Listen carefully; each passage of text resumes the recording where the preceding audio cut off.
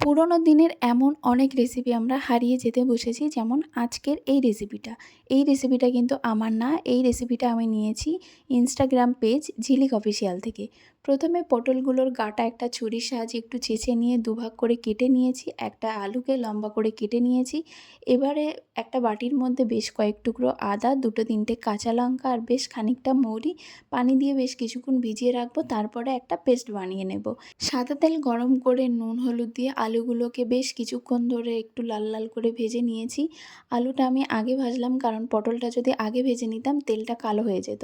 এবার ওই একইভাবে নুন হলুদ দিয়ে পটলগুলোকেও ভালো করে ভেজে নিতে হবে।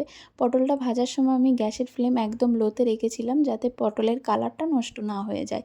এবার আরও বেশ কিছুটা তেল অ্যাড করে ফোড়নের জন্য দিয়ে দিচ্ছি গোটা গরম মশলা, শুকনো লঙ্কা আর কিছুটা সাদা জিরে। ফোড়ন থেকে বেশ একটা সুন্দর গন্ধ বেরোলে দিয়ে দেবো আদা কাঁচা লঙ্কার পেস্টটা।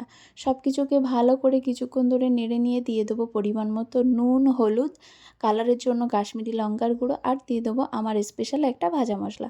সবগুলোকে ভালো করে মিশিয়ে নিয়ে আগে থেকে ভেজে রাখা পটল আর আলুটা দিয়ে দেবো। আলু পটলটা ৫-৭ মিনিট ধরে মশলার সাথে ভালো করে কষিয়ে নিয়ে দিয়ে দেবো এক বাটি উষ্ণ গরম দুধ।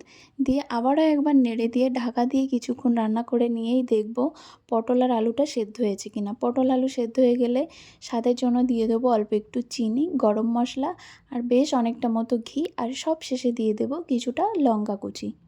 যারা একদমই পটল খাও না, তারা একবার এই রেসিপিটা ট্রাই করে দেখতে পারো। ভীষণই টেস্টি হয় খেতে, আর একদম খুব কম সময়ের মধ্যে কম উপকরণ দিয়ে বানিয়ে নিতে পারবে।